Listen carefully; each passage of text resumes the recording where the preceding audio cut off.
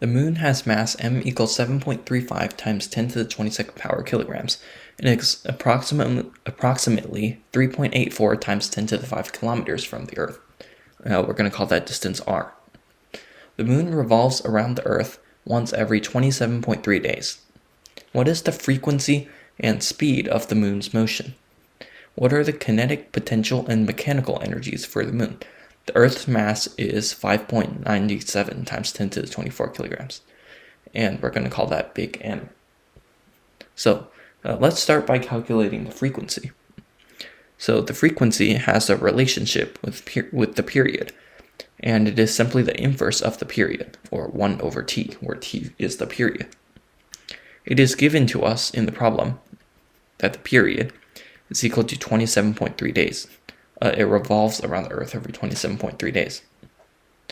So we can convert this into seconds.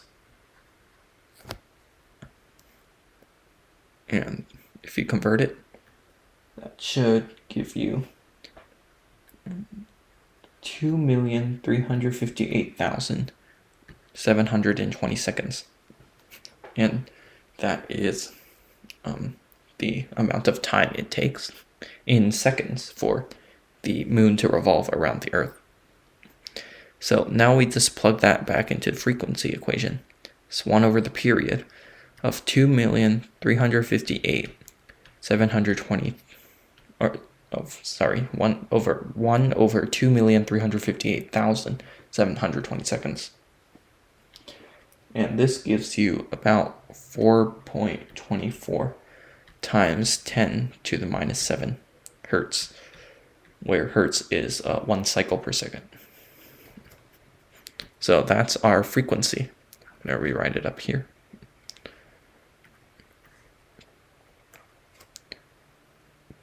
So the frequency is equal to 4.24 times 10 to the minus 7 hertz. So that's our frequency. Now it asks us to calculate the speed of the moon's motion. So this is asking for the linear velocity when it's talking about speed. And linear velocity is equal to the radius times the angular velocity. And again, radius is equal to 3.84 times 10 to the 5 kilometers. And that's how far the moon is away from the Earth. And we need to convert this into our standard unit of meters. So this simply becomes 3.84 times 10 to the 8th meters. And that is how far the moon is. So we have our radius. And now we also need to calculate our angular velocity. So we know that our angular velocity,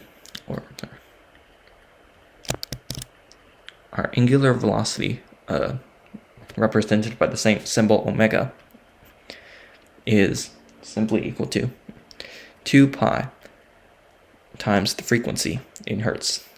So we can just plug in our result from earlier, minus 7 hertz. And this should give you about 2.66 times 10 to the negative 6th power. And this has units of radians per second. So now we can just plug our values in. Our radius of 3.84 times 10 to the 8th meters times the angular velocity of 2.66 times 10 to the negative 6th power radians per second. So if you plug this into a calculator, you get that the velocity is equal to about 1.02 times 10 cubed meters per second. So somewhere around 1,000 meters per second. So I'm going to rewrite this.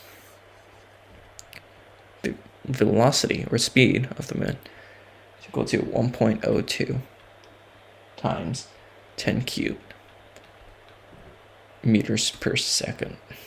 So now we have the speed of the moon. Now we need to calculate the kinetic, potential, and mechanical energies of the moon. So let's start with the potential energy of the moon.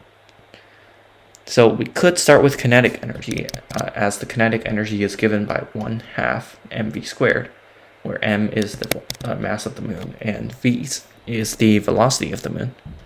But there actually is another relationship that we can use. If we first calculate the gravitational potential energy of the moon. And the gravitational potential energy is given by the negative of the gravitational constant times the two masses, which is, I'm going to call big M Earth and little m Moon, divided by the radius or distance from the Earth of the Moon. And this stems from the fact that the work done is equal to the force times displacement. And like the potential energy is equal to like negative work and kinetic energy. It stems from this. And the force is given by gm, the gravitational constant, times the two masses divided by the distance between them squared. And we're multiplying that with the distance. So this is what we get. So now we already know all of these values, as most of these are given in the problem. So I'm just going to plug these in. So the gravitational constant is minus 6.77 times 10 to the minus 11 power times big M, which is the Earth mass of 5.97 times 10 to the 24 kilograms, times the moon's mass of 7.35 times 10 to the 22nd power kilograms.